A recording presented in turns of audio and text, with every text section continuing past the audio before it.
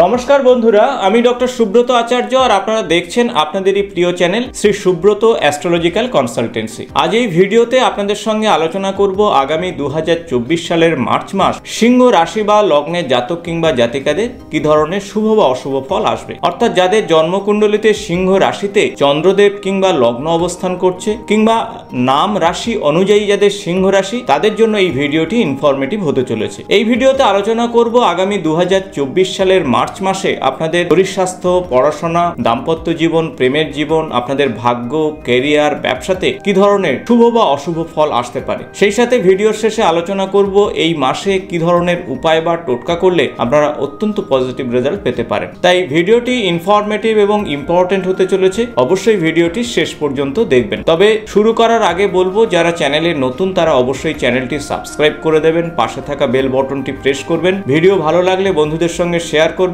Video সংক্রান্ত কোনো প্রশ্ন থাকলে অবশ্যই কমেন্টস বক্সে লিখে জানাবেন। একেবারে শুরুতেই আলোচনা করব 2024 সালের মার্চ মাস যখন শুরু হচ্ছে তখন গ্রহগত অবস্থান কি থাকছে। আপনার রাশির অধিপতি হলো রবিদেব এবং রবিদেব মাসের শুরুতেই কিন্তু কুম্ভ রাশিতে অবস্থান করছে, অর্থাৎ সপ্তম ভাবে, এবং সেখানেই শনিদেব এবং বুধ গোচর করছে। 15ই মার্চ রবিদেব তার গোচরের পরিবর্তন ঘটিয়ে অষ্টম ভাবে প্রবেশ করবে এবং 7ই মার্চ বুধ তার গোচরের পরিবর্তন ঘটিয়ে অষ্টম ভাবে অর্থাৎ মীন রাশিতে প্রবেশ করবে এবং মীন রাশিতে অর্থাৎ অষ্টম ভাবে অবস্থান করছে রাহু এবং নবম ভাবে অবস্থান করছে দেবগুরু বৃহস্পতি। আপনাদের রাশি সাপেক্ষে ষষ্ঠ গৃহে মঙ্গল এবং শুক্রদেব অবস্থান করছে। তবে 11ই মার্চ শুক্র তার গোচরের পরিবর্তন ঘটিয়ে পরবর্তী গৃহ অর্থাৎ সপ্তম ভাবে প্রবেশ করবে কুম্ভ রাশিতে। কেতু সম্পূর্ণ মাস অবস্থান করবে আপনাদের রাশি সাপেক্ষে দ্বিতীয় ভাবে। ঠিক এমনই গ্রহগত অবস্থান অনুযায়ী আসুন জেনে নেওয়া যাক আগামী 2024 সালের মার্চ মাস আপনাদের বিভিন্ন ক্ষেত্রে কতটুকু পজিটিভ বা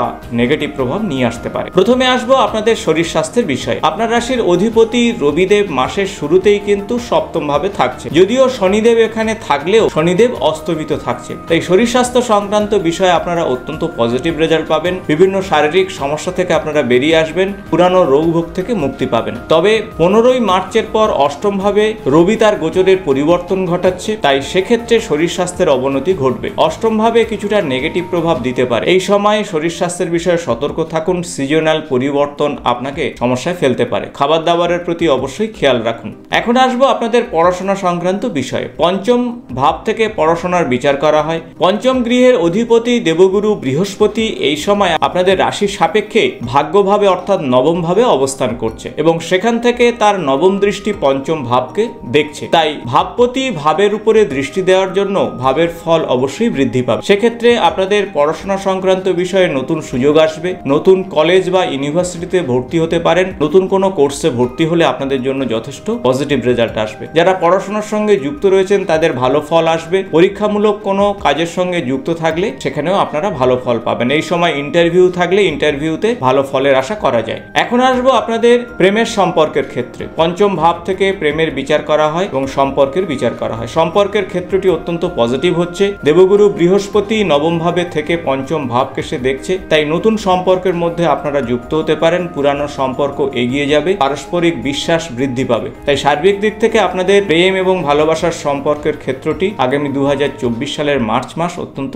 পজিটিভ। এখন আসবো সন্তান সংক্রান্ত বিষয়। পঞ্চম ভাব থেকে সন্তানের বিচার করা হয় এবং এই সময় যারা সন্তান নেওয়ার কথা ভাবছেন তাদের জন্য যথেষ্ট পজিটিভ রেজাল্ট আসবে। সম্পূর্ণ মাস জুড়ে দেবগুরু বৃহস্পতি নবম ভাবে থেকে পঞ্চম ভাবকে সে দেখবে, তাই সময়টি যথেষ্ট পজিটিভ হচ্ছে। তাছাড়া সন্তানের পড়াশোনা, শরীর স্বাস্থ্যের ক্ষেত্রটিও অত্যন্ত পজিটিভ হবে। এখন আসবো আপনাদের দাম্পত্য জীবন সংক্রান্ত বিষয়। সপ্তম ভাব থেকে দাম্পত্য জীবনের বিচার করা হয়। সপ্তম গৃহের অধিপতি শনিদেব সম্পূর্ণ মাস জুড়ে কিন্তু সপ্তম ভাবেই থাকছে। তবে শনিদেব এই সময় অস্তমিত থাকছে, অর্থাৎ রবিদেবের সঙ্গে থাকার জন্য কিছুটা তার ফল কমে যাচ্ছে। তাই সপ্তম গৃহ থেকে যে বিচারগুলি করা হয় কিছুটা কম হতে পারে। দাম্পত্য জীবন সংক্রান্ত বিষয়ে আপনারা একটু সতর্ক থাকুন, শরীর স্বাস্থ্যের প্রতি খেয়াল রাখুন, পরস্পরের প্রতি বিশ্বাস রেখে এগিয়ে চলুন, তাহলে এই সময়টি আপনাদের জন্য অত্যন্ত পজিটিভ হবে। কিছুটা ইগোর সমস্যা তৈরি হতে পারে, আপনাদের মধ্যে ভুল বোঝাবুঝির সমস্যা তৈরি হতে পারে। এখন আসবো গুরুত্বপূর্ণ তিনটি বিষয়। প্রথমত আপনাদের ভাগ্য, দ্বিতীয়ত ক্যারিয়ার এবং তৃতীয়ত ব্যবসা। নবম ভাব থেকে ভাগ্যের বিচার করা হয়। নবম গৃহের অধিপতি হলো মঙ্গল মঙ্গল মাসের শুরু থেকেই কিন্তু ষষ্ঠ গৃহে অবস্থান করছে, তাই ভাগ্যের ক্ষেত্রে কিছুটা নেগেটিভ প্রভাব আসতে পারে। এই সময় সম্পূর্ণ ভাগ্যের উপরে বিশ্বাস না করে পরিশ্রমের উপরে বিশ্বাস করুন। তাই কর্মক্ষেত্রে যত পরিশ্রম করবেন ততটাই ফল আপনাদের জীবনে আসবে। এই সময় অযথা ঋণের মধ্যে জড়িয়ে পড়বেন না, ঋণ থেকে দূরে থাকার চেষ্টা করুন। এছাড়া শত্রু থেকে অবশ্যই সতর্ক থাকুন। তাই সার্বিক দিক থেকে বলা যেতে পারে এই সময় ভাগ্য কিছুটা আপনার ক্ষেত্রে সহযোগিতা কম করতে পারে। এখন আসবো কর্ম সংক্রান্ত বিষয়ে। দশম ভাব থেকে কর্মের বিচার করা হয়। দশম গৃহের অধিপতি হলো শুক্রদেব। শুক্রদেব মাসের শুরু থেকেই ষষ্ঠ গৃহে অবস্থান করছে এবং 11ই মার্চ ষষ্ঠ গৃহ থেকে সপ্তম ভাবে প্রবেশ করবে। তাই মাসের শুরু থেকেই কর্মের প্রচেষ্টা আপনার থাকবে। কর্মে সফলতা পেতে মাসের দ্বিতীয়ার্ধ লেগে যাবে। 11ই মার্চের পরে কর্মে সফলতা আসবে এবং নতুন কোনো কাজের সঙ্গে যুক্ত হতে পারেন, নতুন কাজের সুযোগ আপনাদের আসতে পারে। যারা কাজের মধ্যে অলরেডি রয়েছেন তাদের ক্ষেত্রে বলবো মাসের দ্বিতীয়ার্ধ আপনাদের জন্য অত্যন্ত পজিটিভ হবে। ঊর্ধ্বতন কর্তৃপক্ষের সঙ্গে সম্পর্ক অনেকটা ভালো হবে। তাছাড়া কর্মক্ষেত্রে আপনাদের মান সম্মান বৃদ্ধি পাবে। তাই সার্বিক দিক থেকে বলা যেতে পারে কর্মক্ষেত্রে কিছুটা মিশ্র ফল আপনারা পাবেন।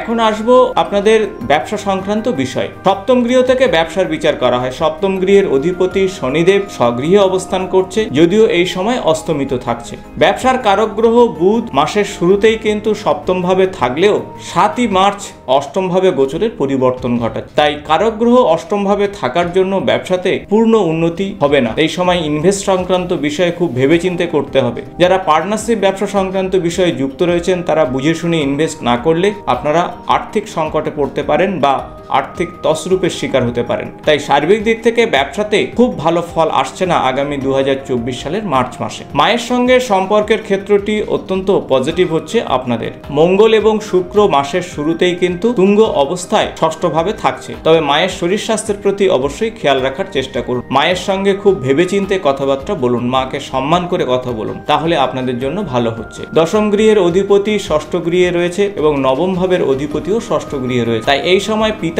সঙ্গে সম্পর্কের ক্ষেত্রটিও খুব ভেবেচিন্তে এগোতে হবে। পিতার শরীর স্বাস্থ্যের প্রতি অবশ্যই খেয়াল রাখুন। তাই সার্বিক দিক থেকে বলা যেতে পারে 2024 সালের মার্চ মাস সিংহ রাশি বা লগ্নের জাতক জাতিকাদের কিছুটা মিশ্র ফল আসবে। এখন আসবো কি ধরনের উপায় বা টোটকা আপনারা করবেন। প্রথমত বলবো সূর্যদেবের উদ্দেশ্যে জল নিবেদন করুন প্রত্যহ এবং সেই সাথে ওম ঘৃণী সূর্যায় নমঃ এই বিশেষ মন্ত্র 21 বার করে জপ করুন। এছাড়া হনুমান চল্লিশা প্রত্যহ পাঠ করলে অত্যন্ত শুভ ফল পাবেন এবং মা লক্ষ্মীর উদ্দেশ্যে প্রতি শুক্রবার করে কেশর মিশ্রিত ক্ষীরভোগ নিবেদন করুন এবং সেই সাথে শ্রীসূক্ত পাঠ করুন। তাতে আপনাদের জীবনে সুখ এবং সমৃদ্ধিতে পরিপূর্ণ হবে। আশা করব ভিডিওটি ইনফরমেটিভ হয়েছে। নতুন কোনো জ্যোতিষ সংক্রান্ত ভিডিও নিয়ে আবার আপনাদের সঙ্গে দেখা হবে। আজ এই পর্যন্ত। নমস্কার।